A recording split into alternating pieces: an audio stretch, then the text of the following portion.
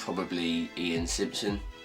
I had the easy job of standing in the same position and catching while wicket keeping, ball after ball after ball. I wouldn't have to move. Dropped a couple off him, which he was not too happy about, but especially 2010 season really hit his straps, and it made my job incredibly easy, especially when Hugh was making me jump around leg side on the other end all the time. So I was really happy to wait for Ian's 6 balls. So yeah, Ian Simpson. Brett Sylvie over at Linfield. Used to always, every time we used to play him, he used to seem to be in by like the first ball. We used to crunch through the covers. But as wicketkeepers stick together, I'm going to pop for James McKeamy. He's a wicketkeeper for Preston Nomads first team, and I just remember playing them in a 2020 game, and I'd seen him keep a couple of times and just watched him, and he just made the very difficult things look very easy, and yeah, fast hands, and yeah, it was good to watch. So I just blunt for wicketkeeper and I go James McKeamy. Is probably away at Forest Row. It was a great game playing for the Thirds many years ago. I think we lost by 1 wicket, but there was a few really good catches in the game, and one of them was Rick Colley mid-off. Peter Groves was bowling his off spin. The bloke absolutely hammered it back at Peter Groves. It deflected off Peter's hand, and Rick dived one way, then had to dive back the other. Plucked it out just off the floor with one hand, and a mad celebration came after, and was running through the pitch, almost Alan Shearer football celebration-esque. So yeah, it was a very good catch. So Rick Colley.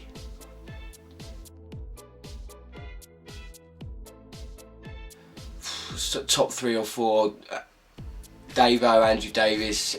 He's been rolling out terracotta, he calls them chinos, for a few seasons. They're dreadful. Rappo is always wearing like purple trousers with a red shirt and purple shoes, and the shirt's always got some sort of weird cartoon about a chicken and an egg on the front and a speech bubble saying "I'm first" or something weird like that. Cavern is obviously was rocking out some Officers Club reject, but I'd have to go with Trowbridge. Same outfit to go out on the Raz with for the last 10 to 12 years. Ropey blue shirt that he hasn't ironed, jeans that have seen a better day, and shoes that looks like he's found somewhere. Yeah, so Trowbridge.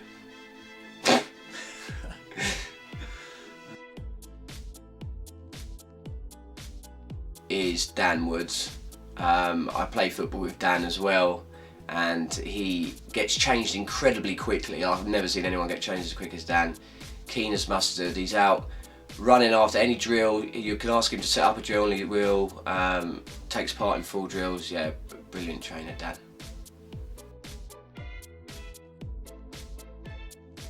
Sean Gavin. Woeful.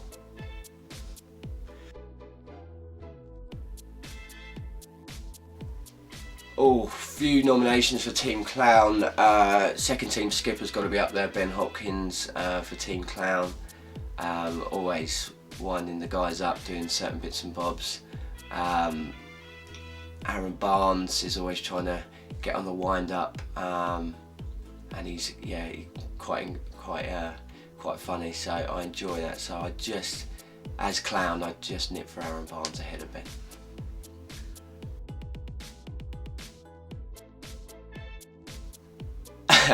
A lot of people would probably say me, and they'd be quite true in saying that. I think it's something to do with wicketkeepers. Me and Macca, well, we have a laugh when we have a conversation, but everyone else seems to judge us, which is a bit weird, but I think they're the problem, not us. I'd actually say someone who is particularly grumpy on the field is Andrew Davis. If he drops a catch or got a duck or a low score, you're best avoiding him for a good while, because he's grumpy and he's irrational, and you just end up laughing, which winds him up even more. So yeah, I'll go for Davo.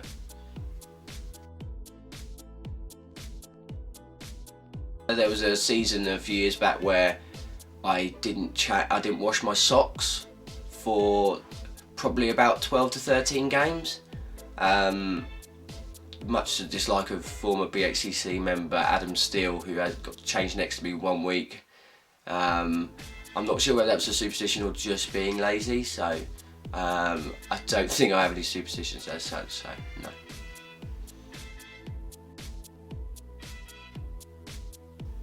My Cretan hero, again, is in the Wicketkeepers Union, was Alex Stewart. I started wicket-keeping when I realised I couldn't bowl, and I thought, well, this is a good route into the team if I wicket-keep. I remember just really enjoying his chat, like him just sitting there going, get it, get it, get it, and things like that. It used to really like amuse me. I knew if I started doing that, it would really wind up opponents as well. So yeah, heroes probably Alex Stewart. A lot of compare me to like sort of the one-day big hitters like your McCullums, your Gilchrists. I think I'm more of a Graham Thorpe, I would say. Low centre of gravity, scores a lot of runs square of the wicket. Yeah, so I'd probably plug for Graham Thorpe, but I do hit a big ball as well. So.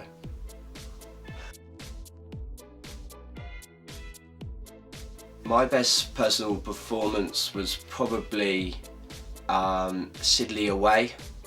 A few years ago for the first team. I played for the first team for about a season and a half, not without really making an impression with the bat. I came in with Ian, we were about 30 for 4. Good wicket still. Really quick outfield, and I managed to get, I think I got 56 or something that day, which wasn't my highest score, but in the context of the game and the season, it was very important that me and Timo put on a partnership and we managed to do so.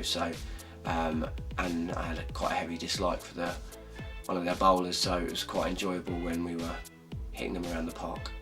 So yeah.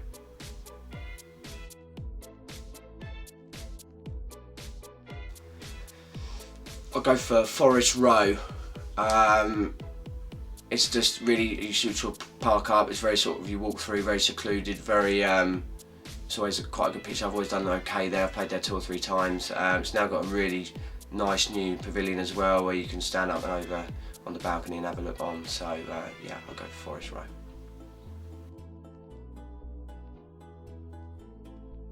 I like the local rivalries, I have to say. I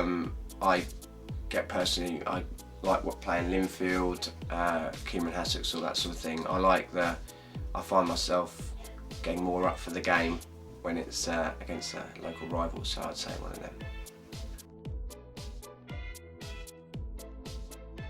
them. Probably Findon away, years and years ago. I remember particularly me, Tom Trowbridge and Sean Gavone were playing, and they laid out a very posh new potatoes or hot chicken coronation and individual cakes and stuff.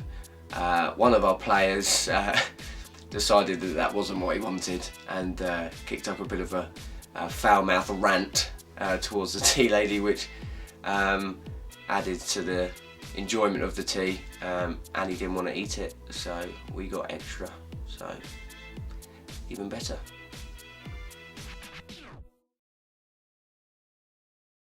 Away at Chiddingly about 3 or 4 years ago, I'd say. For those that have played at Chiddingly, it's a very small ground and the ball gets lost quite a lot. So we hit a 4 and me and Hugh were tasked to go and get the ball from the bushes. We eventually found it, and for those who know me very well, I'm incredibly left-handed. And for some reason I decided to throw the ball back through the bushes with my right hand. To try and get it back onto the field, and I kind of just shot put it straight down a rabbit hole. Then I just turned around to Hugh, panicking and just saying, we'll just pretend to look for it for a few more minutes, Hugh, and then and then tell them that we couldn't find it. So me and Hugh came out, obviously giggling like a couple of little girls, but yeah, really funny moment. I enjoyed it.